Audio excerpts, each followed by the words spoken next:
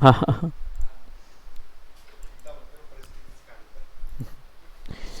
All right, सो आज का जो टॉपिक रहेगा वो मेजर रहेगा आपका अबाउट रोटोस्कोपी। हम्म। बोलिए बोलिए। हम्म।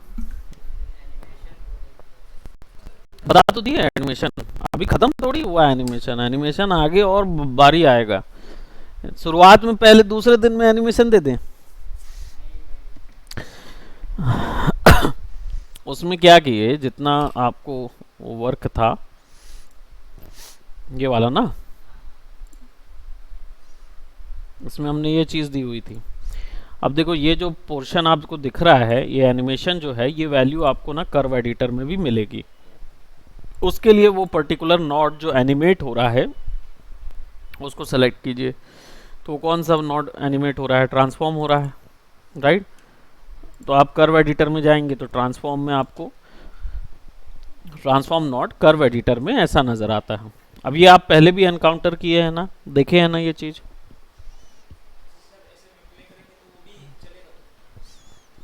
हम आपसे पूछ रहे हैं, पहले देखे हो ये ग्राफ, है ना। तो क्या ग्राफ है वो, कहाँ पे देखे थे? बस वही वही वही ग्राफ है। आफ्टर इफेक्ट में ग्राफ एडिटर होता है ना। तो ये क्या है, ये डॉटेड जो हैं ये आपके पॉइंट्स हैं, की फ्रेम्स हैं। और ये जो कर्व है लाइन ऑफ मोशन है। और की फ्रेम को ऊपर नीचे करेंगे तो की फ्रेम का, नहीं नहीं, ऑब्जेक्ट ऊपर नीचे नहीं, की फ्रेम की वैल्यू ऊपर नीचे होगी। इसका मतलब है कि ऑब्जेक्ट का जो एक्स पोजीशन में जितनी वैल्यू होगी वो यहाँ से बढ़ जाएगी।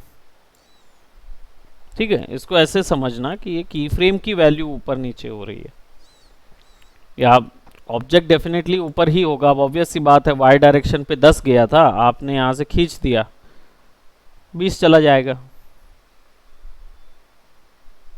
ठीक है। अब यहाँ पे क्या है, इसको समझना कैसे है, सिंपल है। एक्स और वाई वैल्यू यहाँ मिलेगी, ट्रांसलेट की, और ट्रांसफॉर्म नॉट मिलेगा। एक वैल्यू को आपको एडजस्ट करना है तो आपके पास ये ऑप्शन मिलेंगे, ये बेजियर के साथ आता है।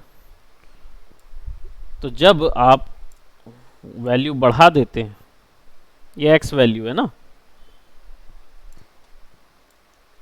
तो ये ऐसा आएगा।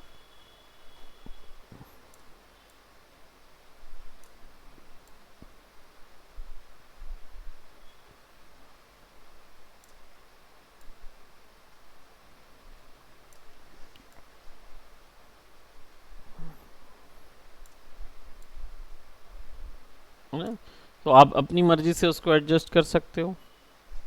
अब यहाँ पे आपको चाहिए कि यहाँ आ जाए तो आप एक नया पॉइंट क्रिएट कर सकते हो। तो ये क्या, गोल घूम के वैसा आ जाएगा। अब ग्राफ फॉर्मेट में देखने में मज़ा क्या आता है, इसमें फ़ायदा ये होता है, डिलीट बटन से डिलीट कर देना। इससे फ़ायदा ये होता है कि ग्राफ फॉर्मेट से आप जो भी प्रोडक्ट बना रहे होते हैं उसका मोशन आपको यहीं पे ग्राफ के तौर पे नज़र आ जाता है कि वैल्यू कहाँ पे ज़्यादा है और कहाँ पे कम है, कहाँ पे कहाँ जा रही है वैल्यू, ये समझ आता है। जनरली इसको सेलेक्ट करके आप फिर इस पे easy in, easy out, smooth, linear, interpolation डाल सकते हो। अब जैसे लिनियर आप कर दोगे तो सारा जो बेजियर होगा वो लिनियर हो जाएगा, ऑलमोस्ट लिनियर ही था पहले की तरह। इसको सेलेक्ट करके अगर आप स्मूथ कर देंगे तो सारे कर्व्स स्मूथ हो जाएंगे, यानी एनिमेशन में की फ्रेम्स जो हैं वो स्मूथ चलेंगी। अंतर क्या आता है लिनियर और स्मूथ में? Blur, motion blur? नहीं नहीं नहीं, मोशन ब्लर अलग ही चीज़ है। एनिमेशन में क्या होता है, जैसे एक ऑब्जेक्ट एक जगह से दूसरी जगह जा रहा है, ठीक है, पॉइंट ए से पॉइंट बी जा रहा है और फिर पॉइंट सी जाता है, तो ऐसे जाके ऐसा जा सकता है, ऐसे जाके ऐसा जाएगा, तो क्या बनेगा, थोड़ा सा ऐसा विजुअल फॉर्मेट में बताएं तो आपको नहीं तो समझ नहीं आएगा। ठीक है, मान लो एक कैरेक्टर है, ठीक है, कैरेक्टर है, वो आपका जा रहा है पॉइंट ए से पॉइंट बी तक, इसके बाद ये जाता है पॉइंट सी। ठीक है, अब ये कैरेक्टर एनिमेट हो रहा है, यहां से जा रहा है इधर, इधर से इधर जा रहा है, इसको बोलेंगे लीनियर।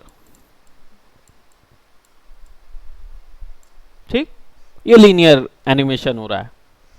अब अगर यही कैरेक्टर यहां से ऐसा जाके ऐसा हो जाता है और यहां से ऐसा जाके ऐसा हो जाता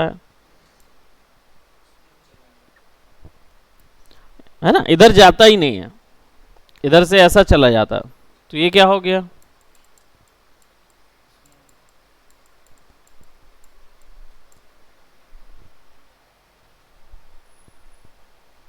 इसको बोलेंगे, अब अगर यहां से कैरेक्टर ऐसा जाके ऐसा जाके ऐसा जाके ऐसा जाके ऐसा जाता है, या इसको बोलेंगे ऐसा,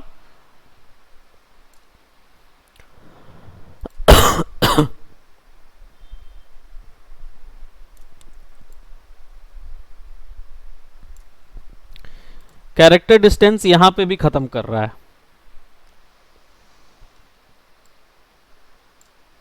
समझ रहे? कैरेक्टर पॉइंट ए से पॉइंट बी जा रहा है ना, लेकिन एक्स वाई जेड ये वो सब होके जा रहा है। तो अब ये वाली चीज जो है ये क्या कहला जाएगी? टेंजेंट।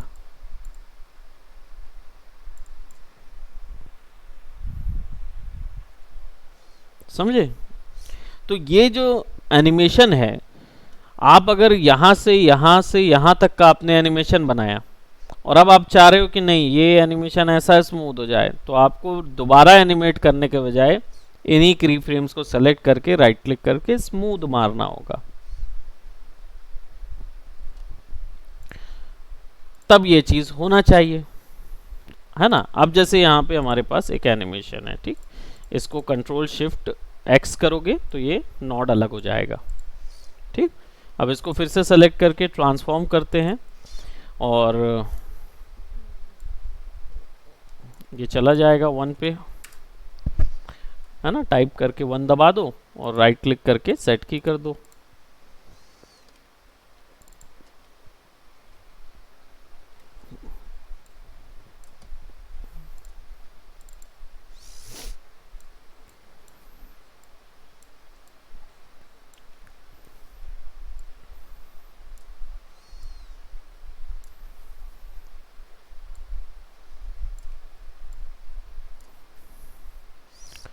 ठीक है, लीनियर। अब कर्व एडिटर पे गए और x और y को हम देख रहे हैं, तो ये क्या है ना, ये लीनियर पे जा रहा है।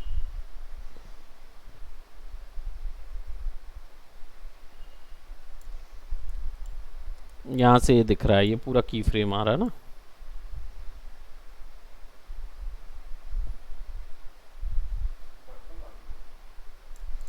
पर्पल वाली y है, x वाली ये है, दोनों है, तो अपन दोनों को सेलेक्ट किए हुए हैं।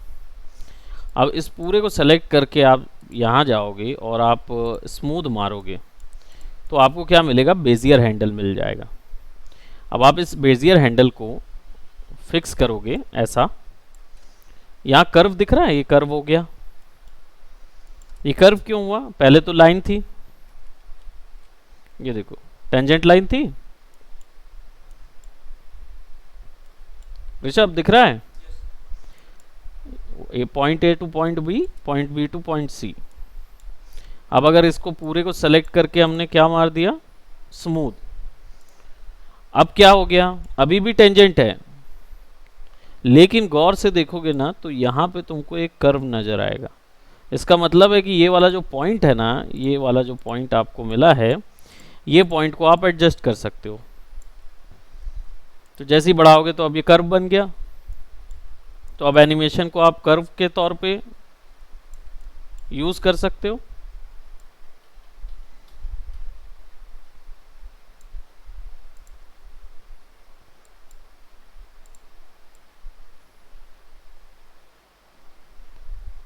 ये देखो ये पूरा स्मूथ हो गया दोनों तरफ।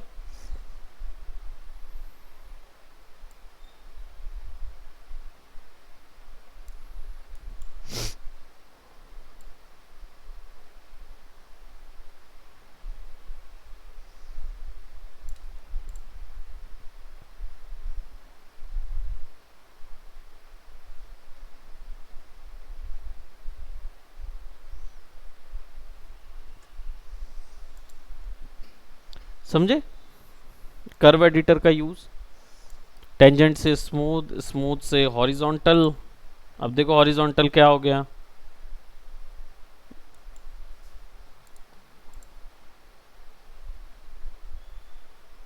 तो आप बाय सेलेक्टिंग इटसेल्फ आप यहीं से एनिमेशन जो है वो चेंज कर सकते हो। क्यूबिक,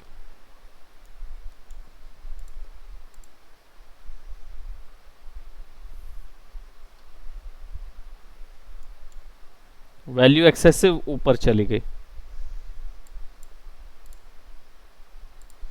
कैटमल्ट तो कैसे डील करता है देखो वैल्यू के साथ, इनफाइनाइट पे बढ़ा देगा। क्या समझे इससे?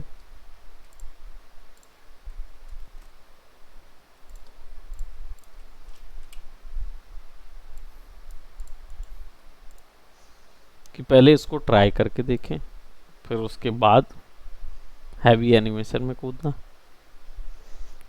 पहले इतने को देखो, थोड़ा सा इसका कर्व वगैरह चेंज करके देखो। वो एनिमेशन के लिए ही बनाया गया है, उसका कोई अपीयरेंस से लेना देना नहीं है। नहीं देख नहीं सकते, रिफाइन ऑफ एनिमेशन उसमें किया जाता है। रिफाइनिंग एनिमेशन आप कर लेते हैं, फिर उसके बाद होता है कि कई बार आपने ये तो हमने ऐसा ऐसा बताया ताकि आपको समझ आए। अब कई बार होता है ऐसा ऐसा एनिमेशन होता है, यानी कि मैं हाथ से कॉपी भी कप भी उठा रहा हूँ, पीने गया और फिर थोड़ी देर बाद सोचा नहीं नहीं मैं नहीं पीऊंगा, फिर रख दिया।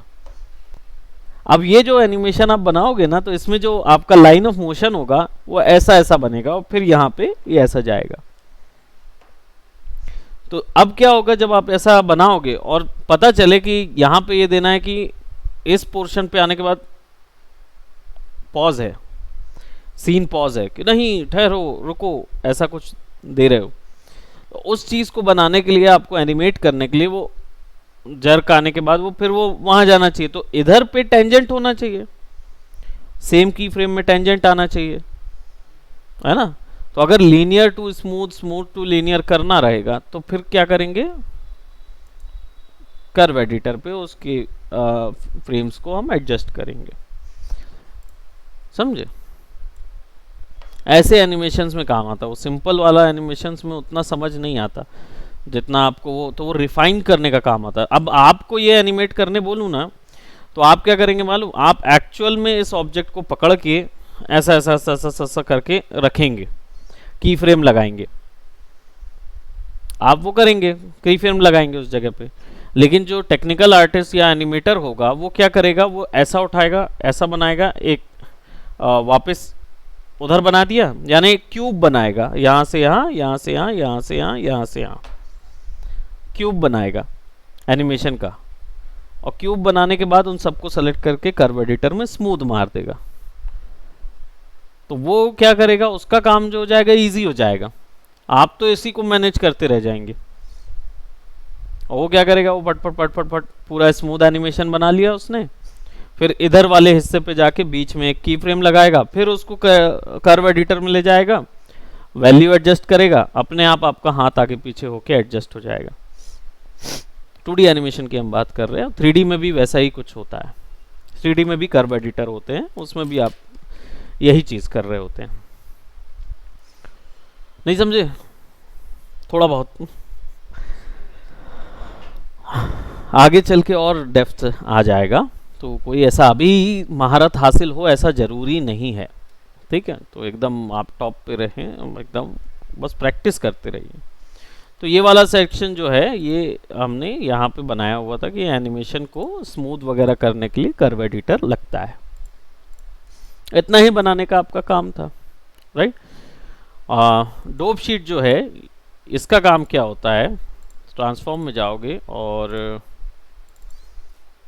डोप शीट को ओपन करोगे ना, तो यहाँ पे इसका काम की फ्रेम्स को शिफ्ट करने का होता है। यहाँ ग्राफ नहीं मिलता, यहाँ की फ्रेम्स मिलेंगी। तो ये की फ्रेम है, मैं इसको आगे पीछे शिफ्ट कर सकता हूँ ताकि टाइमिंग मैनेज हो सके।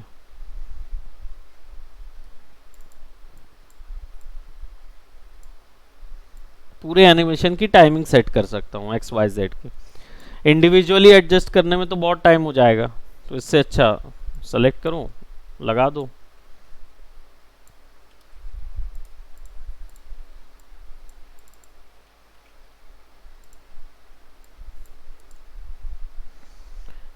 है ना, इनको भी कर सकते हैं।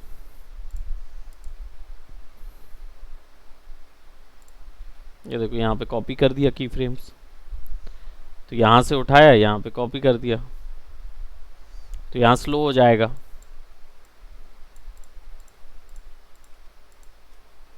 शिफ्ट दबा के क्लिक करोगे तो एक बार में सारे सेलेक्ट होंगे।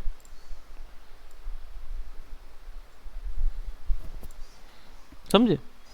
तो ये एक ओवरव्यू है। आगे के वर्क वगैरह में ये बहुत ज़्यादा आपको काम आएंगे, तो बस पता रहना चाहिए कि एनिमेशन अगर गड़बड़ा रहा है तो फिक्सेशन कहाँ से होगा, कर्व एडिटर से होगा। टाइमिंग जो है वो डोप शीट से एडजस्ट होगी। क्लियर? कोई डाउट है ना? अब इसके बाद आते हैं हम एक न्यू वर्क पे आएंगे। न्यू कॉम्पोजिशन, फाइल में जाके न्यू कॉम्प करेंगे। इसका इतना ही है, रेंडर निकालना होगा तो बता दूंगा, डब्लू वो करूँ। तो अब आपका जो पॉइंट होगा उसमें क्या करना होगा, आपको 3-4 लेयर में काम करिए। कर सकेंगे? मुश्किल? पीसी का दर्द। अब देखो, जैसे ये इन्वायरमेंट था, है ना, मान लो यही इन्वायरमेंट को मुझे थोड़ा सा वो बनाना है, क्या बोलते हैं, 2-3 और इसके पीछे इमेज डाल लेगा और वर्ल्ड क्रिएट करना है या मैट जैसा बनाना है। तो क्या करूँगा मैं क्या करूँगा, इस इन्वायरमेंट का जो वो है, Ctrl+C Ctrl+V कर दूंगा, है ना, और या फिर इसको ना साइड में ही कर दूंगा। सबसे पहले what I will do, I will create a रोटो नोड। रोटो नोड जो है वो क्या करता है,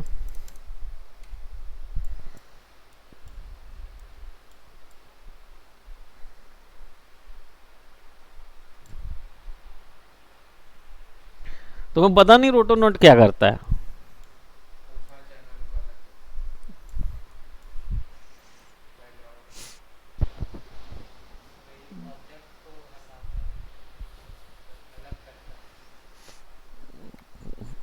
तुम बताओ, तुम ही बता सकते हो ऋषभ सही उत्तर। हाँ,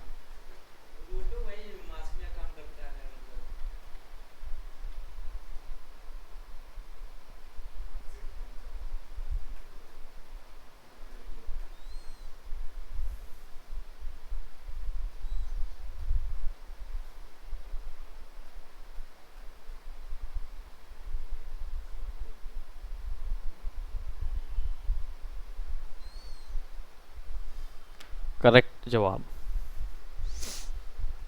रोटो जो है वो मास्किंग ही करता है, बस यही दिमाग में रहना चाहिए। बाकी उसका प्रक्रिया क्या रहेगी उससे कोई लेना देना नहीं है। क्यों? क्योंकि भाई सीधी सी बात है, वो सारा काम करने के लिए न्यूक है ना। आपको ये पता होना चाहिए अभी क्या लगेगा मेरे को। यहाँ पे मान लो इस बिल्डिंग के पीछे कोई चीज़ देनी है, तो मैं क्या लूँ, मास्किंग करूँगा ना, तब तो जाके पीछे कोई चीज़ आएगी। तो मास्किंग के लिए क्या लगेगा, रोटो लगेगा, बेस्ट। क्या क्या ही बोले, मतलब, है ना ऋषभ, क्या ही बोले कि अमूल को तो बिल्कुल बोलना चाहिए कि VFX में जाना है। और ठीक, तो रोटो लिया हमने और यहाँ पे एक रोटो बना लेते हैं।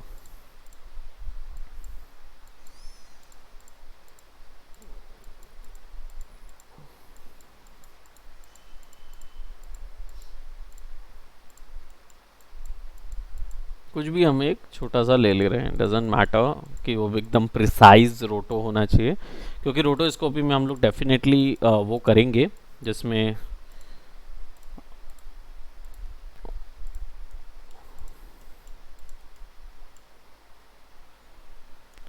अब ये वाला जो नॉड है हमको ये यहाँ से जोड़ना पड़ेगा ताकि हमको पूरा सीन नज़र आए।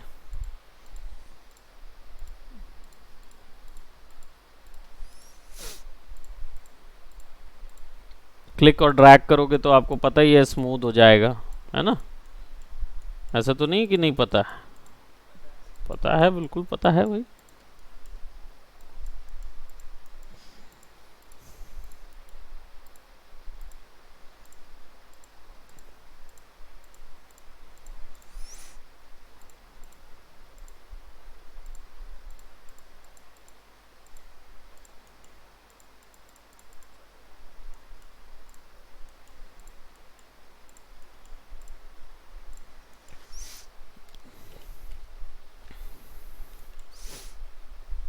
ठीक, अब इसमें ऑलरेडी एक अल्फा है,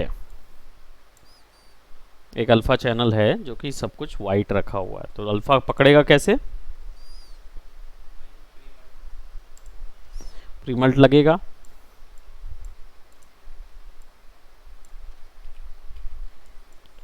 एंड देन अभी जो इसमें जो वैल्यू आ रही है वो कंप्लीट वैल्यू आ रही है प्रीमल्ट की।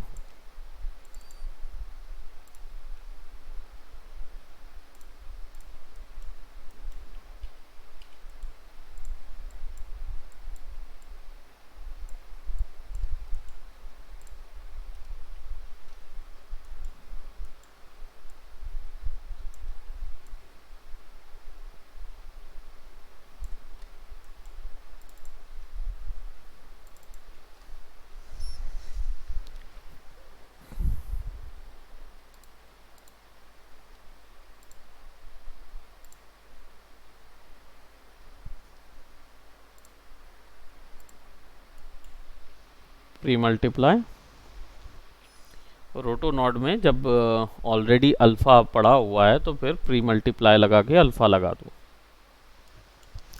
तो इससे क्या हुआ कि बेसिकली आपको इसका अल्फा इग्नोर हो गया, इसका अल्फा आपको मिल रहा है।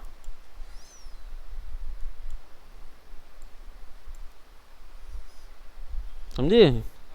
हाँ, ऐसा तो नहीं कि ऊपर से जा रहा है, आ रहा ना समझ में? हाँ हाँ,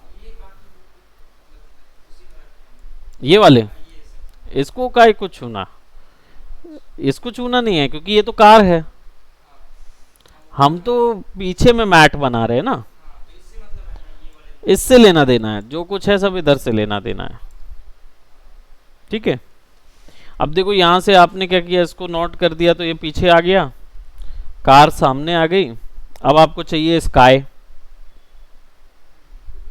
आसमान चाहिए, तो आसमान की इमेज ले आओ भाई।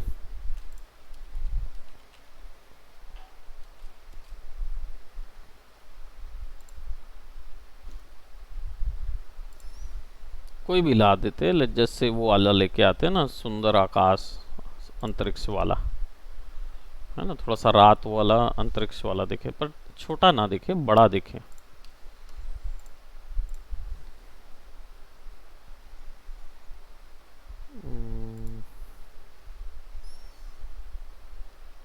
इन्वायरमेंट के साथ मैच भी तो खाए।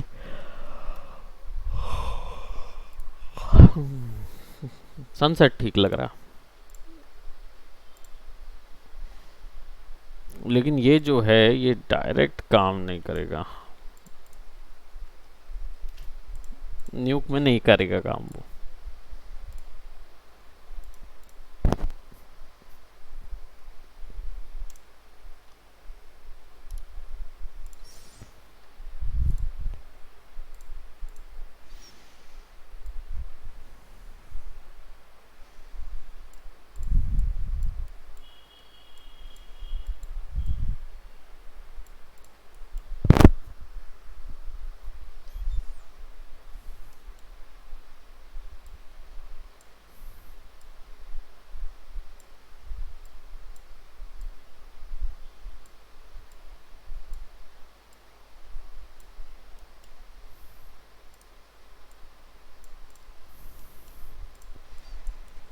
अब देखो, आप अगर यहाँ से A3 पे ऐड करोगे ना या A2 पे ऐड करोगे ना, तो क्या होता है देखो,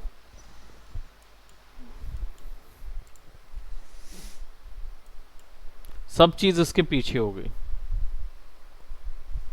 इस इमेज के पीछे चला गया सारा कुछ,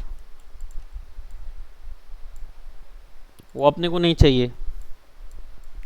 इन दो के पीछे में मेरे को ये चीज फिक्स करनी है, तो मैं क्या करूंगा, एक और मर्ज लेयर लूंगा, ठीक है, और अब इसको लूंगा तो देखो कैसा आएगा। शिफ्ट एक्स में ये दिक्कत होगी। शिफ्ट एक्स से क्या होता है, बी ए में तब्दील हो जाता है, ए बी में स्वैप हो जाता है। अब ये दिक्कत क्यों हो रही है,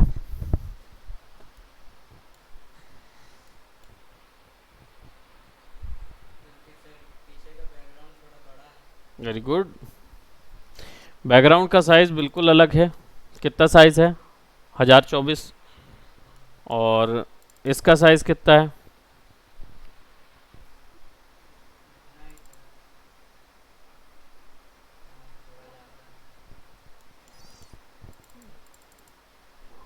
इसका है,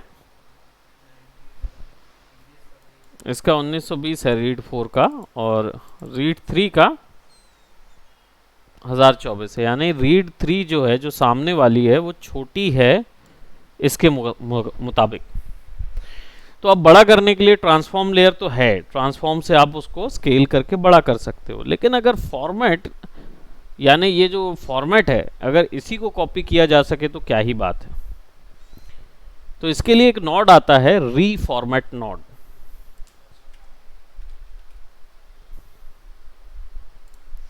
रीफॉर्मेट नोट क्या करता है, या तो ये कर लो कि ये वाली इमेज को छोटा कर दो, पीछे वाली के हिसाब से कर दो, और या फिर पीछे वाली को इसके हिसाब से कर दो। जब दोनों का सेम साइज होगा तो ये गड़बड़ी आना बंद हो जाएगी। ये है क्या जनरली,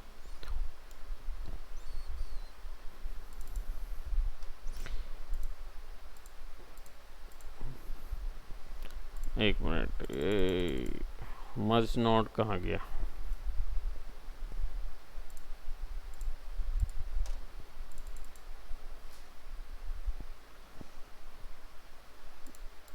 इसमें और ऑप्शंस दे नहीं रहा, उसमें और कोई ऑप्शन नहीं है जो कि हमको यहाँ मिल जाता है फिल्टर के लिए, लेकिन जब तक ये लगेगा नहीं तब तक काम नहीं होगा।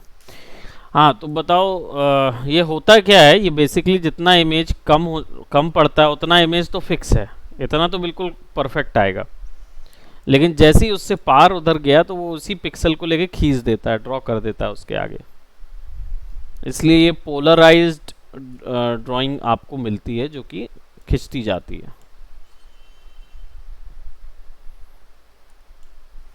समझे। अब इसको फिक्स करने का तरीका ये है कि मेरी जो बॉटम वाली लेयर है वो 1080 की है, ज़्यादा बड़ी है, ये 1024 का है। प्रॉक्सी फॉर्मेट नहीं, okay okay okay, proxy format जो है वो 1024 का है, और इसका प्रॉक्सी फॉर्मेट भी सिमिलर है, लेकिन 1400/787 है, यानी बड़ा है। तो करना क्या है, सिंपल इसको सेलेक्ट करना है, और नाउ यू कैन सी कि इसका जो रीफॉर्मेट सिस्टम है इसके अकॉर्डिंग रोटो चेंज हो जाएगा। तो रीफॉर्मेट को यहाँ लगाना पड़ेगा इधर। अब देखो ये रीफॉर्मेट में क्या लगा हुआ है, 3840 लगा हुआ है, तो आपको ये नहीं चाहिए, आपको कौन सा चाहिए, HD क्वालिटी में चाहिए। तो देखो अब हो गया फिक्स। क्या हुआ ऋषभ, क्या किया हमने यहाँ पे,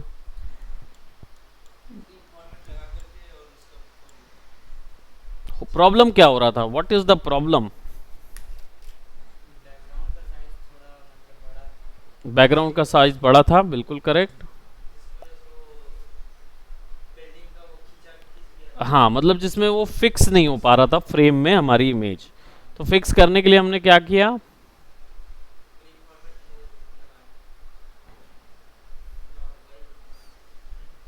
रीफॉर्मेट नोड लगाया।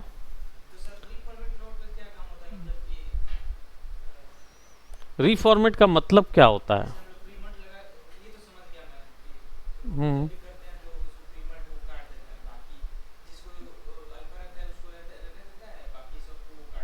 हम्म।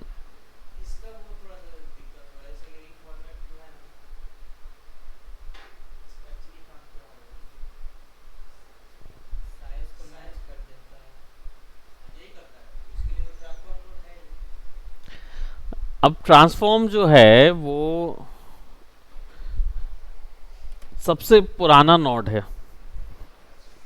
ट्रांसफॉर्म में क्या करना पड़ता है? इमेज को पकड़ के बड़ा छोटा मैनुअली करना पड़ता है। यहाँ पे क्या करना पड़ा? नोड लगाया, वैल्यू बदला, समझ गए? दोनों की जरूरत है, दोनों की जरूरत है। बस आपको पता होना चाहिए लगाना कहाँ पे। भाई आप एडजस्ट करते रहते हैं, है ना? Just a minute. हेलो, हाँ जी, अच्छा अच्छा अच्छा। हाँ जी जी जी जी, पॉलिसी का जी, आज थोड़ा सा मैं अदर वर्क्स मेरा इसलिए नहीं दे पाया आपको। ना मैं क्या बोलते वाइफ को डेफिनेटली आपको कॉल करके फिर आपको से वो करवा दें। आप मेरे को कल एक बार मॉर्निंग में लगा लीजिए, अगर आप जी कल मॉर्निंग में लगा। Okay, thank you, welcome.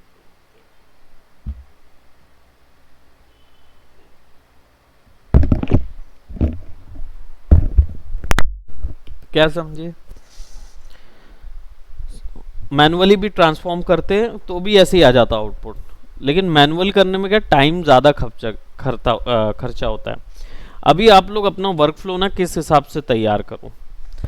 After effect में आप क्या करते थे? आपके पास एक ही लेयर होती थी, ऊपर जाएगा या तो नीचे जाएगा, यही दो ऑप्शन होता था। अब ऑब्जेक्ट या तो ऊपर जाता था, नीचे जाता था। इफेक्ट भी लिमिटेड, नीचे या तो पूरे में नीचे में लगेगा या तो एक ही में लगेगा। अब मुझे चाहिए कि तीन तीन में लगना है, बाकी के बीच वालों में नहीं लगना चाहिए। पॉसिबल है क्या आफ्टर इफेक्ट में? मैनुअल लगाना पड़ेगा। पहले ऊपर में एक को लगाओगे, ट्रैक मैट करोगे, फिर नीचे वाले पे जाओगे, फिर उसको सेलेक्ट करोगे, ट्रैक मैट करोगे, फिर नीचे पे जाओगे, फिर अलग से एक और लेयर लगाओगे, फिर ट्रैक मैट करोगे, क्लिप कर करके करोगे। बहुत टाइम लग जाता है। न्यूक में आने पर क्या होता है? एक ही वैल्यू को लेके 10 जगह लगा सकते हैं, सीधी सी बात है। अपना काम का जो वर्क फ्लो है ना, वो ऐसा सेट करके रखो कि कम से कम क्लिक में आपका ज़्यादा से ज़्यादा काम हो सके, केवल रोटोस्कोपी को छोड़ के। क्योंकि रोटोस्कोपी में पेन टूल बना के पूरा मेहनत करना पड़ता है ना, क्लिक करके ड्रैग करना पड़ता है। वो काम तो काम है, तो वो तो करना ही चाहिए। वो मैनुअल जो रोटोज होते हैं ना, वो करना चाहिए। लेकिन जो नोड्स का जो काम है, जैसे हमने रिफॉर्मेटिंग किया, अब ट्रांसफॉर्म में हम उसको एडजस्ट करते रहते और चेक करते रहते कि क्या वो एक्यूरेट 1080p पे फिक्स है कि नहीं, क्या वो एक्स्ट्रा एक भी पिक्सल दे रहा है कि नहीं बाहर। अगर ये सब चीज कर रहे होते तो हालत खराब हो जाता। तो इससे अच्छा हमने क्या किया, एक नोड ढूंढा जो कि था रीफॉर्मेट नोड।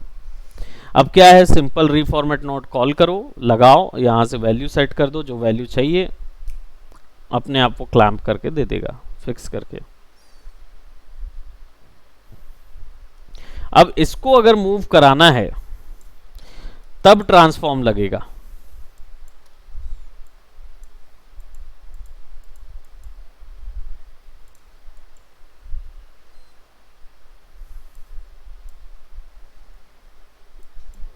बढ़ा दिए साइज, ठीक।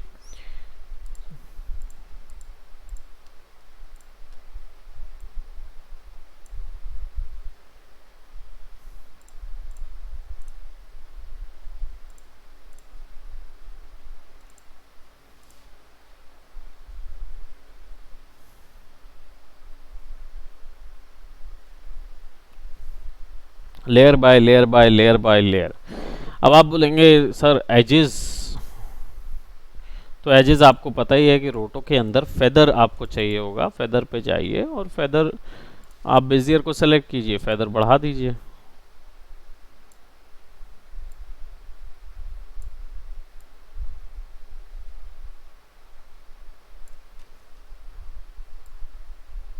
और इसके आगे जो ये दिख रहा है ना आपको, ये भी फेदर ही होता है।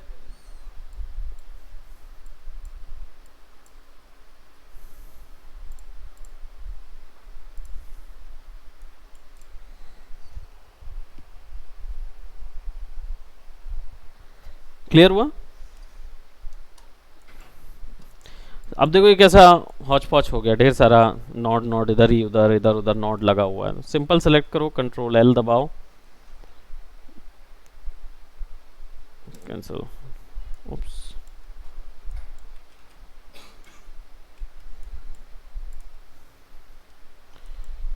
सबको सेलेक्ट करो, कंट्रोल एल मत दबाओ, कंट्रोल एल से वो लाइव ग्रुप में कन्वर्ट हो जाता है, ये सारा कुछ एक नोड में कन्वर्ट हो जाएगा कंट्रोल एल से। उसके बारे में आगे देखेंगे, उसकी जरूरत नहीं।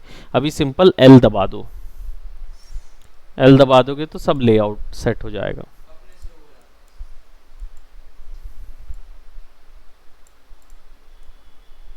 ठीक है, नाउ we'll talk about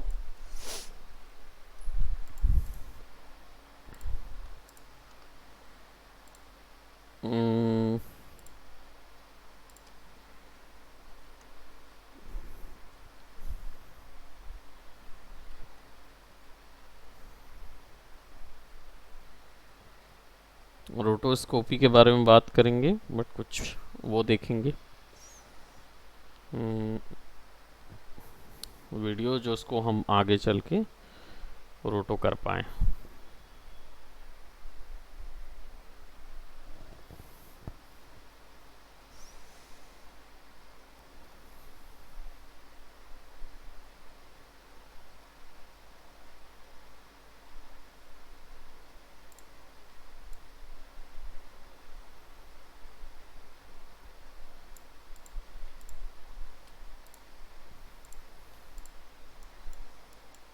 ठीक है, अब ये तो था सिंगल रोटो,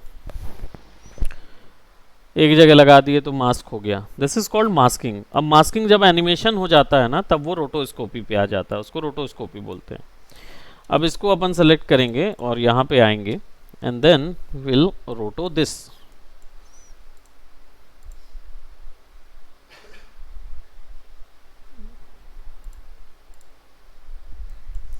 अब इसका रोटो जो है बहुत सिंपल है, आपको सिंपल सेलेक्ट करना है, लेट्स जस्ट से टर्टल का ऑब्जेक्ट,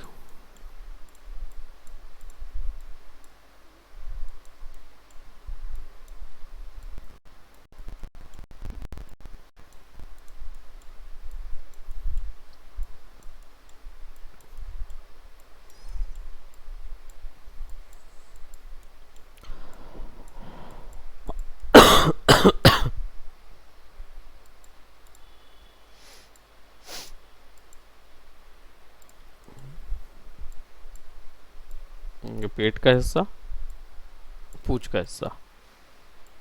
हमने पैर को नहीं किया, फिन्स को नहीं किया।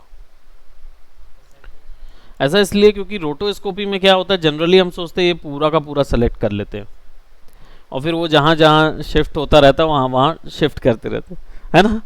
अब इसमें होता क्या है कि ये वाले तरीका जो है ना, ये कभी था ही नहीं। ये तभी के लिए काम आता है जब किसी सिंगल ऑब्जेक्ट जो इमूवेबल होता है, जो मूव नहीं हो रहा, उसके ऊपर में हम ये चीज़ अप्लाई कर सकते हैं। लेकिन अगर कोई मूव हो रहा है ना, तो ये ऑब्जेक्ट का मूवमेंट बहुत अलग होगा, तो इसमें कितने पॉइंट लगेंगे एक बार में वो आपको पता ही नहीं है। तो आप क्या करोगे, आप टुकड़े में बांट दोगे इसको। आपने पहला एक ये बनाया, अब देखो इसको करना क्या है, सिंपल मुझे ये जो की फ्रेम है आगे पीछे कैसे हो रही है, नेविगेशन एरो की से हो रही है, एरो की से। तो शिफ्ट दबा के आगे करूंगा तो 10 ऐड हो जाएगा, 10 ऐड हुआ तो 11 हो गया। पूरे को सेलेक्ट करना है, एक पे लगा देना है, कुछ और मत करो, ठीक है। डोंट वरी, इसको सेट करने की ज़रूरत नहीं है अभी। शिफ्ट दबा के फिर आगे 21,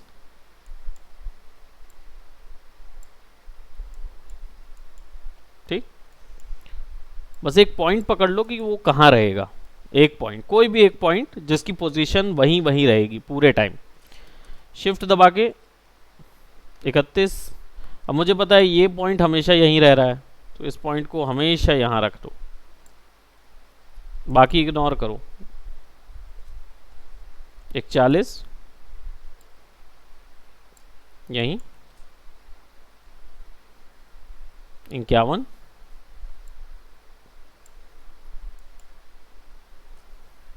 61। ठीक है।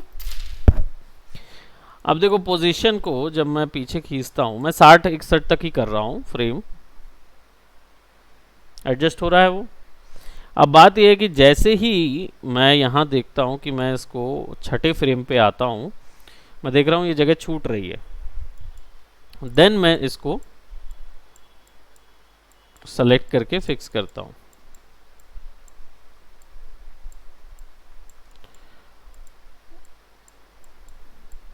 इससे आपका ध्यान ज़्यादा शेप में अच्छे से बैठेगा, आपको वो परेशानी नहीं होगी कि ये बदलाव कैसे हो रहा है और पूरे बदलाव को मैं कैसे समझूं।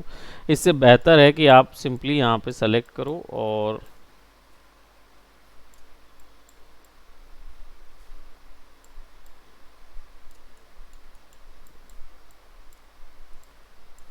सिंपली सेलेक्ट करो और इसको केवल स्मूथली वहाँ पे फिक्स करो, जहाँ जहाँ पे जो पॉइंट आपने तैयार किया है।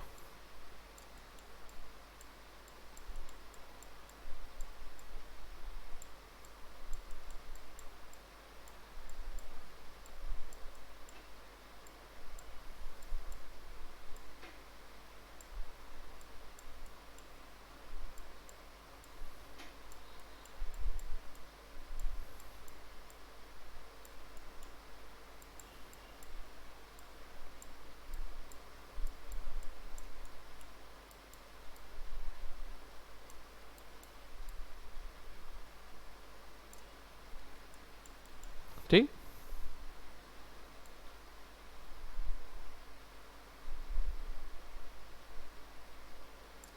अब 11 पे देखा था,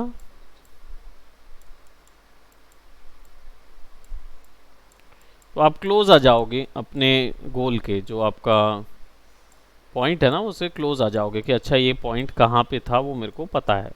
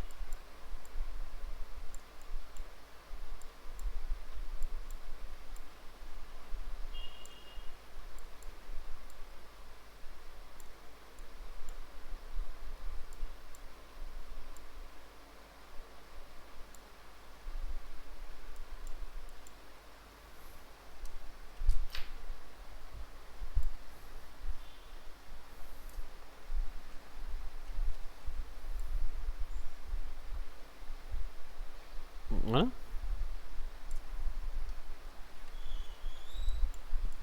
अब पूरे को सेलेक्ट करके ना यहाँ से डायरेक्ट फिक्स भी कर सकते हो, अगर वो जगह आपको लगे कि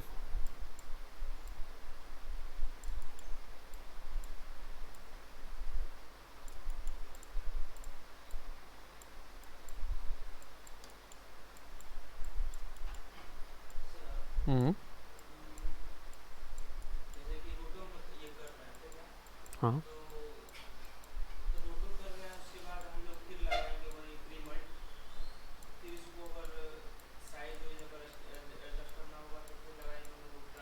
हाँ।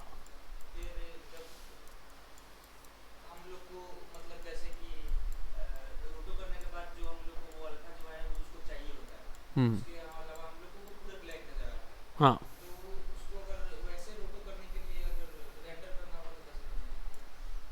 रेंडर करना है तो रेंडर करना है मतलब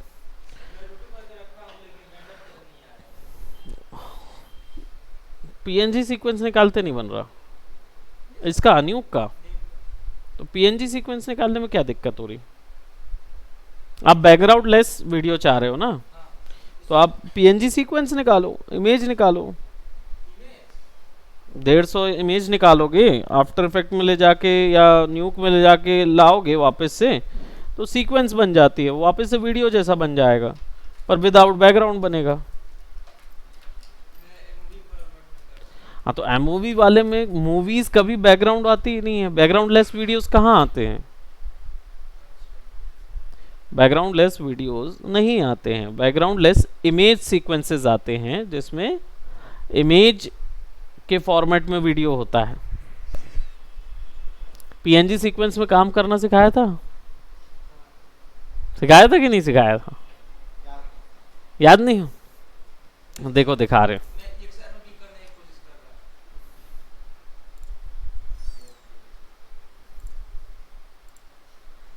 याद आ गया?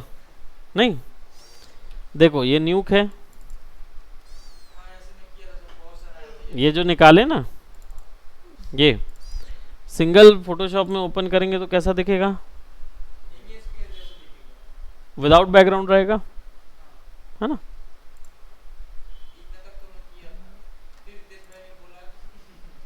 है ना? या कम कम कम। तो ये चैनल के साथ आता है, एक मास्किंग चैनल के साथ आता है वो, ठीक है। यानी बैकग्राउंड जो है वो रिमूव किया जा सकता है, या रिमूव है ऑलरेडी, पीएनजी के हिसाब से निकाला जाता है। या कम टिकेश्वरी कम, कोरल है ना अभी। ये देखो, ये बैकग्राउंड लेस आए इमेज। अब ये जो बैकग्राउंड लेस इमेज है, न्यूक के अंदर जब आप इसको ले जाते हो और वो सीक्वेंस में रहती है, तो कैसी दिखती है?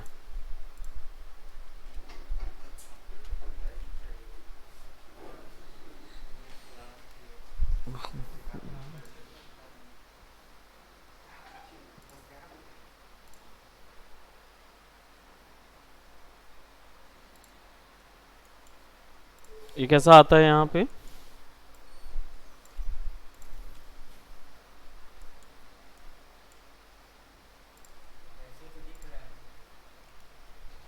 है कि नहीं?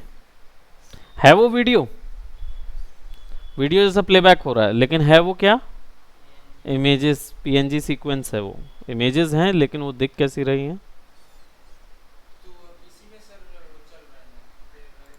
तो आपने जो रोटो किया हुआ है उसको फाइल में जाके एक्सपोर्ट करो पीएनजी सीक्वेंस में, तो ऐसे ही आएगा। फिर किसी भी कंपोजिटिंग सॉफ्टवेयर में ले जाओगे तो वो वैसे ही विदाउट बैकग्राउंड आएगा।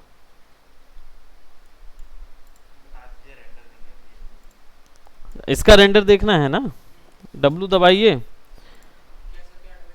W राइट नोड है। अब राइट नोड में आइए और इधर आ जाइए। अब यहाँ पे देखिए इसमें क्या क्या चीज़ आपको मिल रहा है। फाइल टाइप में आपको डालना है पीएनजी, वहीं तो गड़बड़ हो रहा है ना। अब पीएनजी डालिएगा और यहाँ फाइल में आपको बताना है कहाँ पे निकालना है, तो ये यहीं का दे देते हैं। ऐसा आपने दे दिया, इसको यस कर दिया, और देन ओके, ओवरराइट नहीं करेंगे, विल क्रिएट यहाँ पे, नहीं तो दूसरा हमारा न्यू फोल्डर का हम एक ऑप्शन ले लेते हैं और सेव कर देते हैं। ठीक, अब आपने यहाँ पे क्या कर दिया, ये बना दिया, यहाँ पे आपने फाइल टाइप सेट कर दिया विच इज़ पीएनजी। ठीक, और 8 बिट आपका जो भी आपको रेंज रखनी है, और रेंडर ऑर्डर 1 रखा हुआ है यहाँ पे। आप अगर 150 इमेजेस निकालना चाहते हो तो यहाँ वैल्यू कुछ मत करो। अगर आपका लिमिटेड रेंडर है तो यहाँ पे डाल के 100 फ्रेम या 50 फ्रेम डाल सकते हो, उतना ही रेंडर होगा। ठीक, और बाकी कुछ वैल्यूज़ आपको चेंज करने की ज़रूरत नहीं है, आपको सिंपल रेंडर पे क्लिक करना है। ये ऑप्शन पूछेगा इनपुट, तो आप इसको कस्टम कर सकते हो, या अपनी मर्ज़ी का वैल्यू अगर आप देना चाहते हो तो यहाँ पे 50 दे दो। और यूज़ रेंडर प्रॉक्सी, ये था कि हल्का रहे थोड़ा सा, वैसे आपको करने की ज़रूरत नहीं है, जब फाइनल रेंडर निकाल रहे हो तो यूज़ प्रॉक्सी ऑफ कर दो। ये मैं कर रहा हूँ क्योंकि मेरे सिस्टम पे बहुत सारी चीज़ें चल रही हैं, इसलिए मैं उसको थोड़ा सा हल्का रख रहा हूँ। आप उसको रिमूव करके निकालना, ओके करोगे, है ना। अब प्रॉक्सी फाइल का जगह मांग रहा है तो आप सिंपल एक प्रॉक्सी फाइल की भी जगह दे दो। ये कहाँ पे एच न्यूक, ठीक, and then you can go for render and okay. और मल्टीपल फ्रेम्स के लिए नहीं हो सकता है।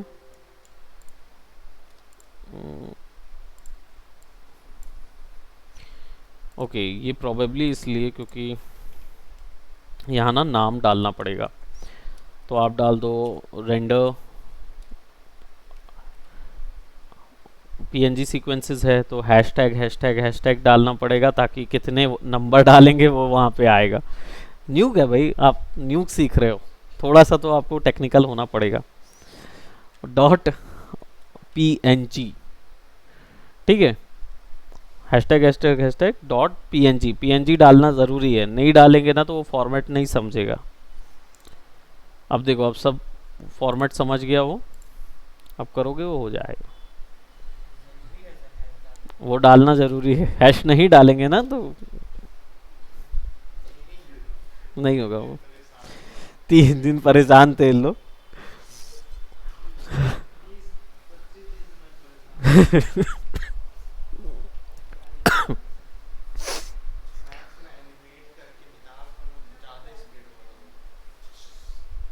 बहुत तेज निकल रहा है, तो फ्रेम्स कम होंगे ना, तो स्केल कर दो, फ्रेम स्केल कम बढ़ा दो। फुल स्पीड में आ रहा है, तो वही बोल रहा हूँ कि तुम जो एनिमेशन सेटिंग्स का मैक्स में नीचे पे सेटिंग रहता है, उस पर क्लिक करोगे ना तो विंडो ओपन होगा, उसमें तुम्हारे मीडियम सेक्शन पे तुमको लिखा रहेगा क्या, टाइमलाइन स्केल, फ्रेम स्केल, वो दे दो, वैल्यू बढ़ा दो, 100 का 200 कर दो।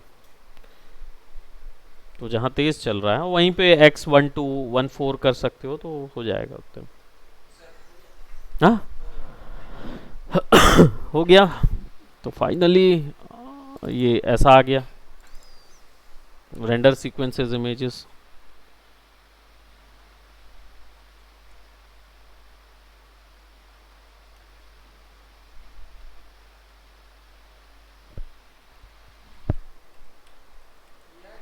और क्या, आपका बैकग्राउंड लेस आएगा। हाँ, अब आपने रोटो किए हो ना, तो आपके में तो बैकग्राउंड लेस आएगा ना भाई।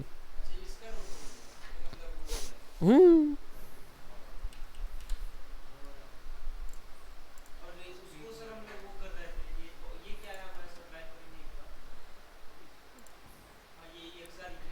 हाँ, ये तो माया से निकला हुआ है ना, माया से रेंडर किया हुआ EXR है ये, माया में वो एनिमेशन बनाया हुआ है। हाँ, ठीक है, तो that's it for today, bye bye, take care.